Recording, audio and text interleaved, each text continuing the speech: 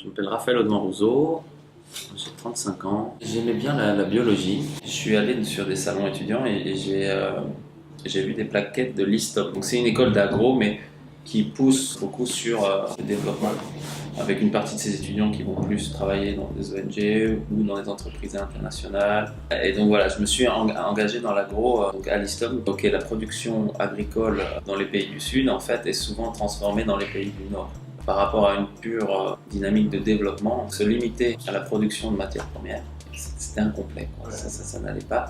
J'ai cherché à me spécialiser plus en agroalimentaire, donc, et c'est là que j'ai fait un master à l'ENSIA à SIARC. Donc c'était la branche de l'ENSIA à Montpellier, où on travaillait l'agroalimentaire, mais sur les matières tropicales. Et puis une fois sur ma chaîne du travail, c'est le Vietnam qui s'est représenté à moi. J'ai d'abord travaillé pendant une période courte sur le contrôle qualité des produits de la mer, qui n'était pas vraiment mon secteur de prédilection. En fait, j'ai vu qu'il y avait une entreprise belge ici qui fabriquait localement du chocolat. Et ça fait 10 ans que je suis dans cette entreprise au Vietnam, mais là je rentre en Europe pour continuer ce qu'on a commencé ici, mais au siège, avec notamment l'idée de développer aussi des projets similaires en Afrique. Donc l'idée, c'est comme il y avait une émergence un peu de production locale, l'idée c'est de voir ce qu'on pouvait faire. Donc c'était vraiment la mission. Aussi c'était vraiment une période de transition puisque on était en train de construire la première usine en propre. Et donc dans tout ça, bien sûr, j'ai gardé la spécialisation que j'avais à la base finalement, supply chain, qualité, cacao, mais bon, je me suis occupé de beaucoup d'autres choses, comme dans beaucoup de projets comme ça qui se montent, où il y a des besoins un peu partout.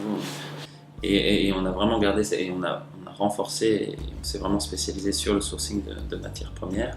On a vraiment travaillé beaucoup sur tout ce qui était le post-récolte, fermentation, séchage du cacao. Et en fait, ça a été un processus créatif assez intéressant, et on est arrivé à développer finalement une méthode et une certification interne.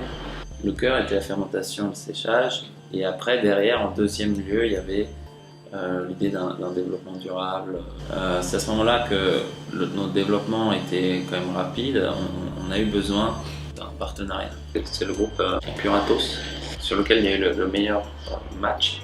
De 2014 à 2018, en 4-5 ans, on a ouvert 3 nouvelles usines, et on a ouvert également un centre dans le delta du Mékong, un grand centre de collecte et fermentation de cacao, dans lequel on est aujourd'hui en train de monter une ligne de torréfaction et de broyage du cacao. Donc on va vraiment avoir toute l'intégration verticale des fermes, en intégrant vraiment tout ce qui est post-récolte, qui reste le centre de notre méthode. Et jusqu'au chocolat au Vietnam. On continue à développer aussi le sourcing cacao au Vietnam, mais maintenant on a aussi des projets ailleurs dans la zone. Donc je m'occupe aujourd'hui de projets aux Philippines, en Papouasie-Nouvelle-Guinée, en Indonésie. Bon, donc cette certification interne au groupe Puratos, maintenant s'appelle Cacao Trace. Donc tout ce qu'on fait sur le terrain, donc on monte des filières d'approvisionnement avec des groupements ciblés. Donc avec cette approche qualité du cacao, qualité du post-récolte, et après derrière tout le développement durable autour de la filière. Ici, c'est sûr que c'est un pays dynamique où tout est possible sur le point de vue professionnel.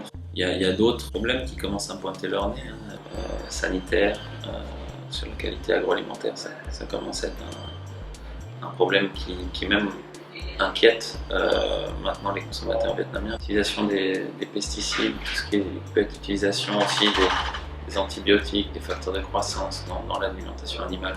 Après, dans des villes comme Ho Chi Minh, on voit aussi maintenant, c'est un développement tellement fort et tellement rapide qu'on commence à avoir des problèmes environnementaux qui sont de plus en plus visibles, ne serait-ce qu'au niveau de la qualité de l'air. En règle générale, moi ce que j'aime voir chez les étudiants, j'aime voir un peu une ouverture d'esprit bien sûr, et de l'autonomie. Donc moi ce que je dirais aux jeunes étudiants, c'est, enfin en tout cas ceux que ça attire un peu l'aventure, c'est aller voir un peu ce qui se passe. Ok, nous on peut pousser en tant qu'agronome, on est proche de la terre, proche des filières, proche des éleveurs. Je pense que ce secteur-là, il a pas besoin de beaucoup pour être convaincu. Demandez à un agriculteur aujourd'hui, quand il est en train de mettre ses pesticides au Vietnam, s'il est content de le faire. Dans l'ensemble, il sait que c'est pas bon pour lui. Et encore, je pense qu'en Europe, c'est pareil. Je pense qu'on a un rôle d'information. Après, il faut vraiment que les consommateurs fassent bouger le marché.